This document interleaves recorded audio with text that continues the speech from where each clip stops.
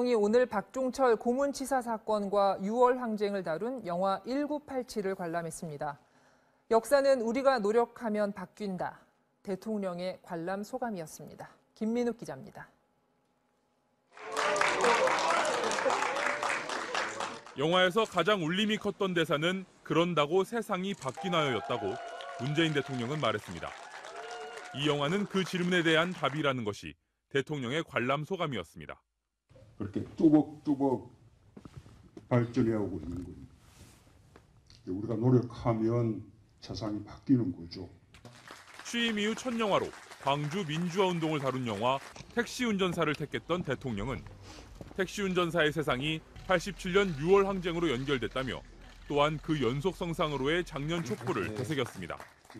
위안으로 남게 된 6월 항쟁을 완성시켜주고 있는 것이 지난 겨울부터 우리가 지금까지 하고 있는 촛불 혁명이죠.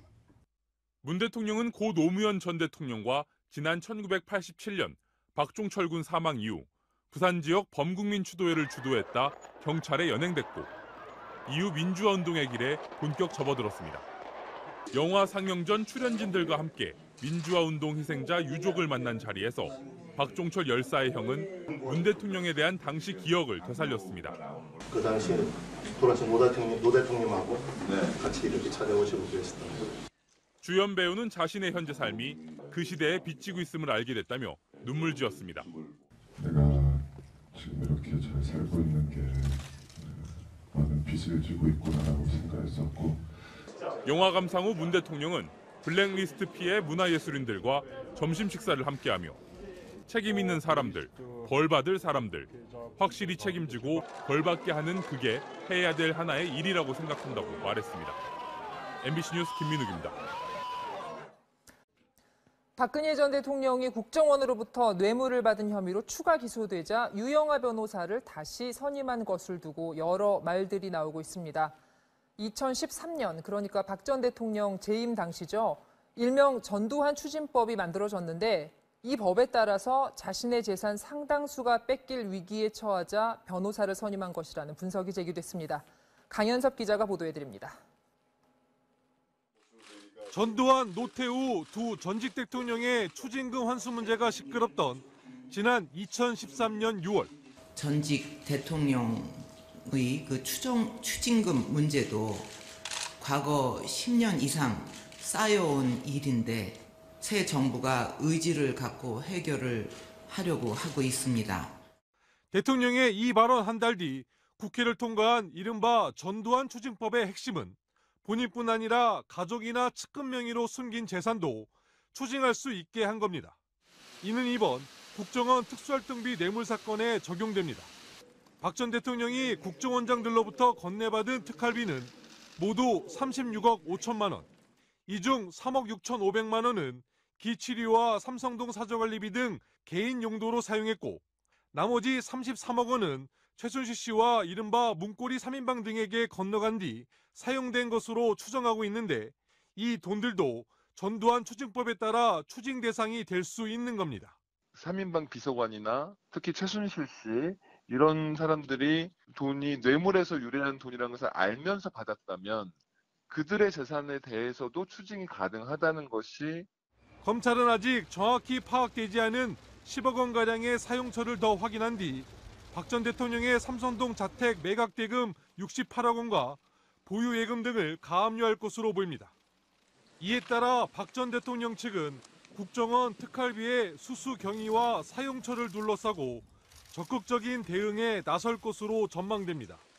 MBC 뉴스 강현섭입니다. 신규 대출뿐만 아니라 기존의 주택대출 원리금까지 포함해 대출 한도를 정하는 새로운 총부채 상환 비율 DTI가 오는 31일부터 적용될 전망입니다. 금융위원회와 금융감독원은 이 같은 내용의 새로운 총부채 상환 비율 DTI의 시행 시점을 1월 말로 잡고 금융위원회 의결과 규제개혁위원회 심사 등 행정 절차를 밟고 있습니다. 현행 DTI에선 기존 주택대출 이자와 신규 주택대출 원리금으로만 부채가 한정됐지만 새 DTI가 적용되면 신규 주택대출 원리금과 기존 주택대출 원리금이 모두 부채로 산정돼 이미 주택담보대출을 받은 사람은 추가 대출을 받기가 어려워질 전망입니다. 구형 아이폰을 업데이트했더니 성능이 떨어지더라. 최근 소비자들 사이에서 이런 불만이 제기됐습니다. 알고 보니 애플이 소프트웨어 업데이트를 하면서 일부러 그랬던 건데요. 휴대전화 배터리가 오래되면 사용 중 갑자기 꺼질 수가 있는데 이런 현상을 막으려고 했다는 게 애플의 해명입니다. 그런데 애플은 이런 사실을 소비자에게 숨겼고 사후 대응도 미온적이었습니다. 사용자들이 집단 소송에 나섰는데요. 우리 정부가 할 수 있는 일은 없는 걸까요? 남재현 기자가 취재했습니다. 박재현 씨는 요즘 아이폰 때문에 속상한 일이 많습니다. 속도가 느려진 데다 카메라를 작동시키면 검은 화면이 뜨고 추운 날 배터리가 급격하게 방전됩니다. 느려진 건 업그레이드 이유인 것 같고요. 애플 좋아서 사긴 했는데 그게 너무 억울하긴 하죠. 애플은 잘못을 인정하고 배터리를 교체해주기 시작했습니다. 그러나 소비자들은 분통을 터뜨리고 있습니다. 원가가 3, 4천 원 정도인 배터리를 3만 4천 원을 받고 교체해주는 건 이 와중에 장사를 하겠다는 심보라는 겁니다. 애플은 중국에선 번역을 해서 교체 정보를 알린 반면 한국에선 사흘 동안 영문 공지문만 띄웠습니다. 자신들이 잘못 인정했음에도 불구하고 이익을 본다라는 거 아니에요. 애플의 어떤 도덕적, 윤리적 그 사업 경영이 얼마나 잘못됐다라는 거를. 집단 소송 참가자를 모집 중인 소비자주권 시민회의는 오는 12일, 또 다른 법무법인은 다음 달 초쯤 법원에 소장을 제출할 예정입니다. 이런 가운데 우리 정부가 소비자 보호를 위한 적극적인 역할을 해야 한다는 목소리가 나옵니다. 전기 생활용품 안전법은 소비자의 재산상 피해를 줄 우려가 있을 때 개입할 수 있도록 되어 있고, 소비자 기본법은 재산상 위해가 발생하지 않도록 할 것과 물품에 대한 정보를 제대로 제공하라고 규정하고 있습니다. 저희는 안전에 관련된 업무를 하고 있어서 성능 관련된 거는 저희가 뭐라고 얘기할 수 있는 입장은 아니에요. 민사소송 진행 좀 이렇게 상황을 좀 봐야 될 것 같고 이렇게 판단하기는 어려운 것 같아요. 우리 공법 규제가 충분히 적용 가능함에도 구체적인 조치에 나서지 않는다면 그것은 대단히 이해할 수 어렵습니다. 다국적 기업에 대해서 소비자 보호 지침을 제대로 적용하는 것. 결국 소비자들은 스스로 팔을 걷어붙이고 애플을 상대로 전례가 없는 규모의 소송전을 준비하고 있습니다. 소송 참여 의사를 밝힌 사람은 현재까지 32만 명입니다. MBC 뉴스 남재현입니다. 중국의 우주정거장 텐궁 1호입니다. 하늘의 궁전이란 뜻인데요. 2011년 중국이 독자 기술로 개발해서 쏘아 올렸습니다. 이른바 우주 굴기에 큰 몫을 했다는 평가를 받았는데 3월쯤 지구로 추락할 것으로 보입니다. 대형 버스만큼 큰 탓에 잔해 일부가 땅이나 바다로 떨어질 가능성도 없지 않은데 우리나라를 비롯한 각국의 우주 당국이 촉각을 곤두세우고 있습니다. 전동혁 기자입니다. 불덩이가 번쩍이더니 수많은 파편들로 갈라져 밤하늘을 가로지릅니다. 유럽의 2톤짜리 인공위성이 지구로 떨어지는 장면입니다. 텐궁 1호는 이 위성의 4배인 8톤, 크기도 대형 버스만 합니다. 동체 대부분은 대기권을 지나며 불타겠지만 파편 일부는 지구상에 떨어질 가능성이 높습니다. 상공 270km에서 매일 1-2km씩 지구와 가까워지고 있는데 고도가 200km 안쪽으로 진입하면 떨어지는 속도가 빨라져 이르면 다음 달 말 3월 전후 추락할 걸로 예상됩니다. 지금까지의 예측으로는 3월 1일을 기준으로 했을 때 앞뒤로 한 달까지는 지금은 가능성이 있다고 보셔야 됩니다. 사람이 텐궁의 파편에 맞을 확률은 조분의 1로 아주 낮고 우주 정거장의 추락이 처음도 아닙니다. 1979년엔 미국의 스카이랩이, 2001년엔 러시아 미르가 떨어졌지만 인명피해는 없었습니다. 각국의 우주당국은 그러나 예상되는 추락 지점이 북위와 남위 43도 사이로 인구 밀도가 높은 도시가 많은 곳이어서 촉각을 세우고 있습니다. 우리 정부도 한반도에 떨어질 확률을 0.4% 정도로 보고 추락 일주일 전부터 상황실을 가동해 텐궁의 위치를 24시간 감시할 계획입니다. MBC 뉴스 전동혁입니다. 우리 측 조명균 통일부 장관이 차분하고 논리적인 협상가라면 북한의 리선권 위원장은 군 출신으로 다혈질 협상가라는 대조적인 평을 듣고 있습니다. 두 사람 다 협상 경험이 많은 베테랑입니다. 북한의 리선권 위원장은 어떤 인물인지 엄지인 기자가 자세히 전해드립니다. 2010년 천안함 사건 이후 열린 첫 남북 군사실무회담. 리선권 위원장은 당시 북한군 대조와 우리의 대령 신분으로 회담에 나왔습니다. 오늘 회담에서 들 수 있는 그런 모임이 또 현상적인 회담이 될 것이라고 생각합니다. 리 위원장은 2004년 이후 27차례나 남북 회담에 참석한 대남 협상 전문가입니다. 리 위원장을 수차례 상대한 우리 측 인사는 강한 어조로 몰아붙이기도 했고 유화적인 표현으로 분위기를 띄우는 데도 능숙했다며 잘 훈련된 회담통이라는 인상을 받았다고 평가했습니다. 노동당 외곽 조직이던 조국평화통일위원회를 국가기구로 승격시킨 뒤 첫 위원장을 맡길 만큼 김정은의 두터운 신임을 받고 있다는 분석입니다. 리 위원장을 상대하는 조명균 통일부 장관은 2007년 남북 정상회담에 배석하는 등 현 정부에서 회담 경험이 가장 많은 대북 전략가로 꼽힙니다.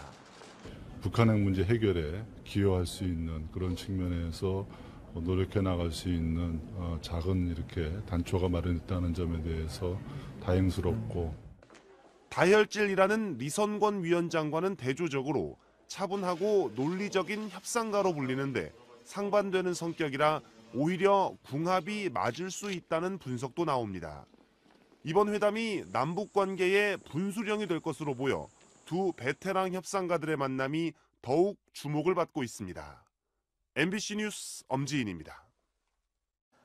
환경단체와 지자체 그리고 지역 주민들이 모여서 전기요금을 줄이기 위한 방안을 만들고 실행합니다.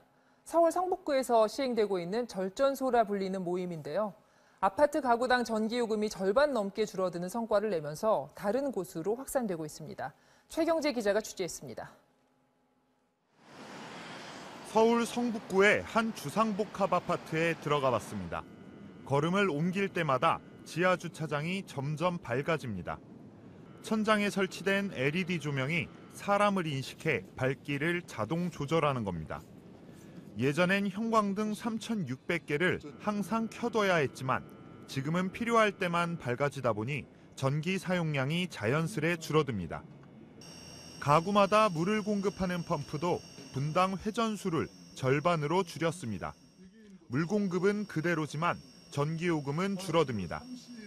전압을 조절하는 변압기도 전기 수요에 맞춰 운영해 대기 전력을 아낍니다.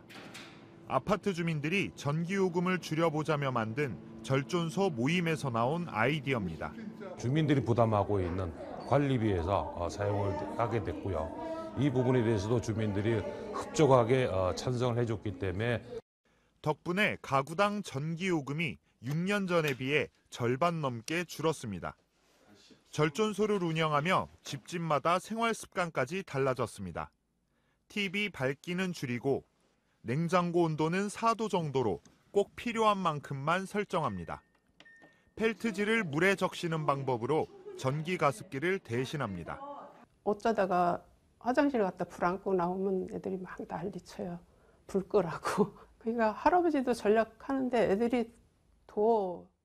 절전 효과가 알려지면서 절전소 모임은 서울 성북구에서만 42곳으로 늘어났고 환경단체의 도움으로 대전을 비롯한 다른 지역으로까지 확산되고 있습니다.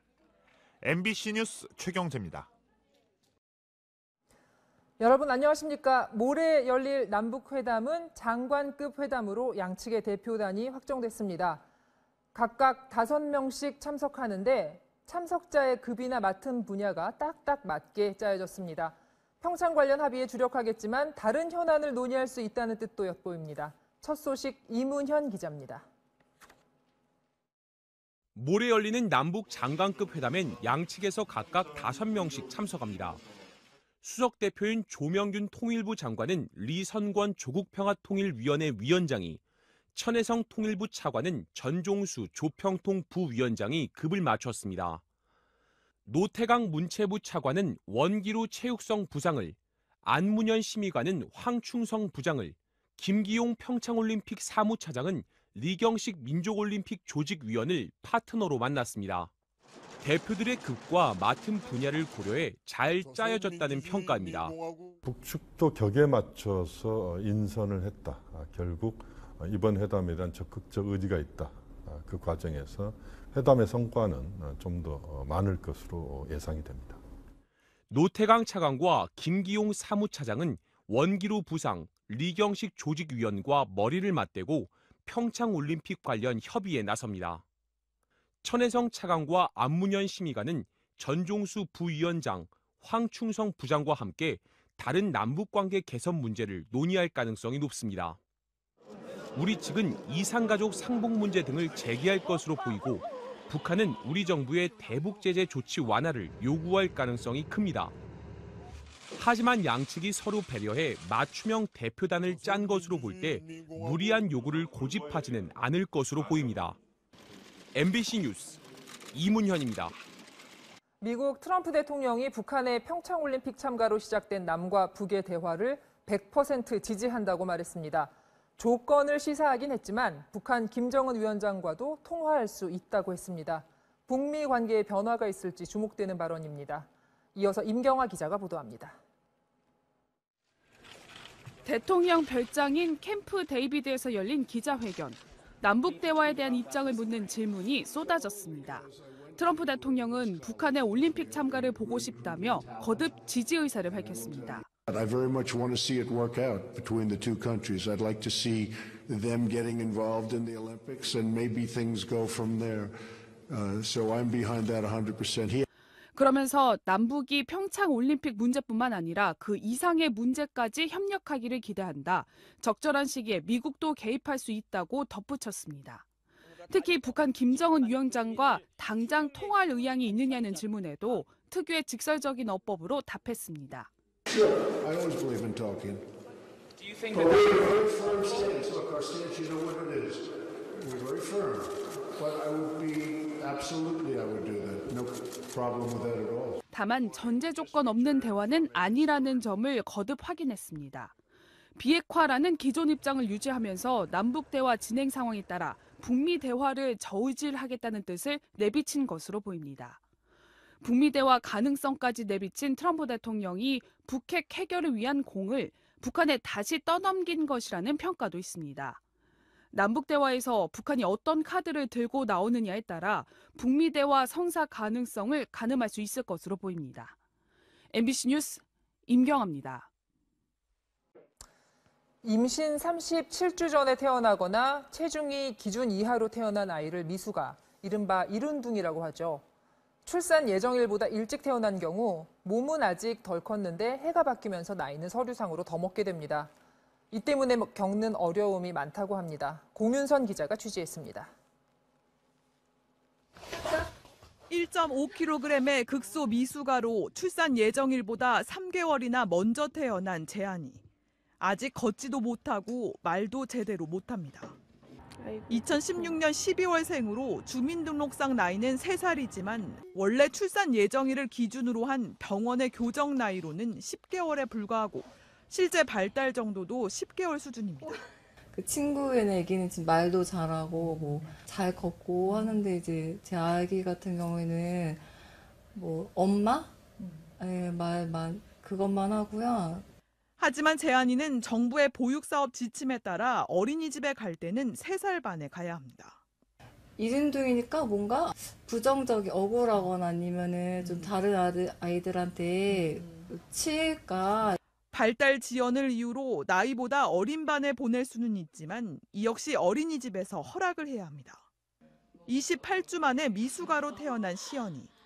주민등록상 나이는 5살이지만 발달이 느려 어린이집은 4살 반에 보내야 수준이 맞는데 어린이집에서 안 된다는 답이 돌아왔습니다. 보육 지침 때문에 시연이가 4살 반에 가면 대신 2명의 아이를 못 받는다는 겁니다. 발달 지연으로 약간 진단이 없는 아이들은 어디로 갈지 받아주는 원이 있겠지만 너무 구구절절 설명해야 되고 찾아다녀야 되고. 이른둥이 출생률은 지난 2000년에 비해 2배 가까이 늘었습니다. 부모들은 이른둥이의 경우 출생 예정일로도 출생 신고를 할 수 있게 특별법을 만들어 달라고 청와대에 국민청원을 냈습니다. 포털 사이트에도 호소가 잇따르고 있습니다. 출생일 기준으로 아기를 평가를 해버리면 아기가 교정 나이에 맞는 교육이나 보육을 받을 기회를 박탈당하게 되고요. 또 혹은 또래 집단에서 잘 적응하지 못하게 되면서 심리적으로 위축되는 그런 경우가 있습니다. 서류상 한 살 더 많은 게 뭐가 대수냐는 시선도 있지만 당사자들은 절실합니다.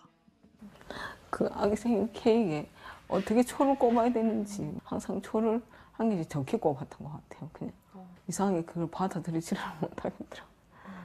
나이와 관련된 이른둥이 부모들의 고충을 해결할 정책적 배려가 필요해 보입니다. MBC 뉴스 공유선입니다. 남자 김연아로 불리는 우리나라 피겨의 기대주 차준환 선수가 대표 선발전에서 대역전극으로 평창올림픽 출전권을 따냈습니다. 박주린 기자입니다. 말 그대로 극적이었습니다. 9명의 출전 선수 가운데 마지막으로 무대에 선 차준환. 연속 3회전 점프에 이어 필살기 4회전 점프까지 깔끔하게 성공시키며 관중들을 열광시켰습니다. 이후 콤비네이션 점프와 스핀 등 나머지 과제도 실수 없이 소화하며 기립박수 속에 무대를 마쳤습니다. 프리스케이팅 168.60점. 두 차례 점프 실수로 140점대에 그친 이준영을 제치고 평창행 티켓을 거머쥔 순간이었습니다. 차준환은 단 한 장이 걸려있는 남자 싱글 출전권을 두고 2차 선발전까지 이준영에게 30점 가까이 뒤졌지만 어제 20점 차로 따라잡은 데 이어 오늘 완벽한 연기로 대역전극을 마무리 지었습니다. 가서도 이제 제가 할 수 있는 거 다 보여드렸으면 좋겠고 가서 저의 스케이팅을 즐겼으면 좋겠어요. 이준영은 작년 9월 네베론 트로피 대회에서 우리나라의 올림픽 출전 자격을 가져왔지만 정작 대표 선발전에선 2위로 밀려나 꿈의 무대를 밟지 못하게 됐습니다.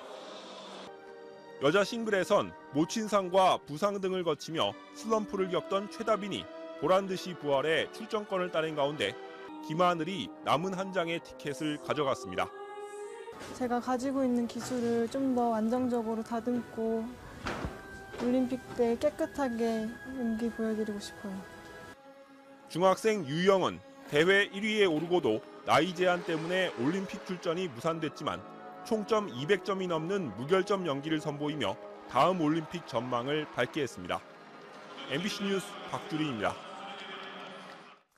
우리나라도 중국의 사드 보복으로 관광 등 관련 업계가 큰 어려움을 겪었습니다만 태평양의 아름다운 작은 섬나라 팔라우도 최근 중국과 갈등을 빚고 있다고 합니다. 중국인 관광객, 유커를 앞세운 중국의 노골적인 요구가 전 세계를 상대로 점점 거세지고 있습니다. 김경호 기자가 취재했습니다. 하루에도 몇 번씩 바다의 빛깔이 바뀌어 신들의 바다 정원으로 불리는 태평양의 섬나라 팔라우. 인구 2만 명의 이 작은 섬나라를 찾는 관광객은 한 해 11만여 명. 이 가운데 절반 이상이 중국인입니다. 이를 노린 중국이 팔라우가 타이완과의 외교 관계를 끊지 않으면 관광객을 보내지 않겠다고 통보하자 팔라우 정부가 상관 말라며 강경 대응에 나선 겁니다. 이미 중국 정부는 타이완과 수교 중인 20개국 모두를 상대로 똑같은 압력 행사에 나선 상황. 지난 2011년엔 센카쿠 열도의 영유권 분쟁을 벌이던 일본이, 2014년엔 민주화 시위가 한창이던 홍콩이, 또 2016년엔 반중 성향의 정부가 들어선 타이완이 중국인 관광 중단으로 큰 타격을 입었습니다. 하지만 그때마다 중국 정부의 입장은 한결같았습니다. 提到的这个情况我没有听说也不了解. 반면 남중국해 영유권 분쟁 당시 중국 편에 선 라오스와 캄보디아 등엔 전세기까지 띄우며 유커들의 관광을 독려하고 있습니다. 현재 해외 관광을 즐기는 중국의 유커는 대략 1억 3천만 명가량. 이들이 뿌리는 돈만 연간 300조 원에 이릅니다. 아직 중국인의 여권 발급률이 10%도 안 된다는 점을 감안하면 앞으로 폭발적으로 증가하는 유커를 앞세운 중국의 노골적인 요구는 더 거세질 수밖에 없습니다. 관광에 많이 의지하는 국가들, 이런 데는 그거는 분명히 효과가 있을 거로 짐작이 돼요. 그게 가능한 국가에는 그걸 쓸 거고. 사드 보복으로 큰 타격을 받은 우리로선 유커가 돌아오게 하는 것도 중요하지만 관광시장의 다변화 등 근본적인 체질 개선도 필요하다는 지적이 나오고 있습니다. MBC 뉴스 김경호입니다. 남해안 일부에 내리던 비가 남부 곳곳으로 확대되고 있습니다. 오늘 밤 남부지방에는 최고 30mm의 비가 벼락과 돌풍을 동반해 내리겠습니다. 내일 새벽 시간엔 중부지방에서 비나 눈이 내릴 텐데요. 진눈깨비 형태가 될 가능성이 높지만 일부 영서 남부나 충청도에 1에서 3cm, 수도권과 전북, 경북 내륙에 1cm 안팎의 눈이 예상됩니다. 이번 주 눈이 자주 내리고 최강 한파도 빌려와 대비 잘하셔야겠습니다. 내일 낮까지는 예년 기온이 웃돌아 눈이 오더라도 금세 녹겠지만요. 내일 밤 다시 눈이 오고 난 뒤로부터는 기온이 급격히 떨어지겠습니다. 주 후반에 서울 수은주가 영하 13도 안팎까지 내려가고 서해안 지방에는 많은 눈도 우려되고 있는 상황입니다. 내일 비와 눈은 아침부터 그쳤다가 밤부터 다시 내리겠습니다. 서울 낮 기온 4도로 오늘보다 조금 높겠고 영동 지방은 흐리기만 하겠습니다. 남부 지방도 내일까지는 추위가 심하지 않아서 광주 7도, 부산은 10도를 보이겠습니다. 물결은 대부분 해상에서 4m까지 차츰 높게 일겠습니다. 최강 한파는 이번 주 내내 계속될 것으로 전망됩니다. 날씨였습니다. 휴일인 오늘 큰 추위는 없어서 활동하기에 괜찮았죠. 부산에서는 대표적인 겨울 축제인 북극곰 수영축제가 열렸는데요. 4,500여 명이 한꺼번에 겨울바다로 뛰어들어서 물놀이를 했다고 합니다. 이두원 기자가 다녀왔습니다.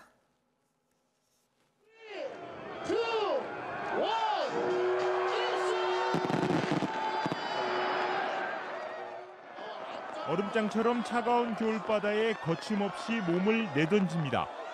고요했던 겨울바다에 하얀 물보라가 일고 사람들은 서로 뒤질세라 힘차게 팔을 내젓습니다. 4,500여 명의 참가자들이 내지른 함성이 해운대 바다를 가득 메웁니다.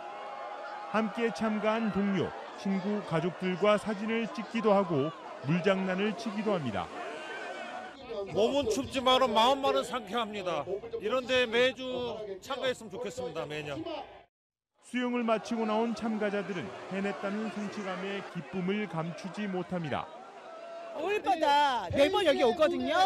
올 때마다 느끼는 게 아주 짜릿해요. 들어가 보시면 아시겠지만 처음에는 딱 마비되지만 나중에는 그게 뜨거움으로 옵니다. 서울올림픽이 열렸던 지난 1988년 시작해 올해 31번째를 맞은 북극곰 수영축제. 영국 BBC 방송이 세계 10대 겨울 이색 스포츠로 선정했을 만큼 널리 알려져 외국인들도 270여 명이나 참여했습니다. It's very cold, very freezing, but it was amazing. I found my ball, so I'm happy.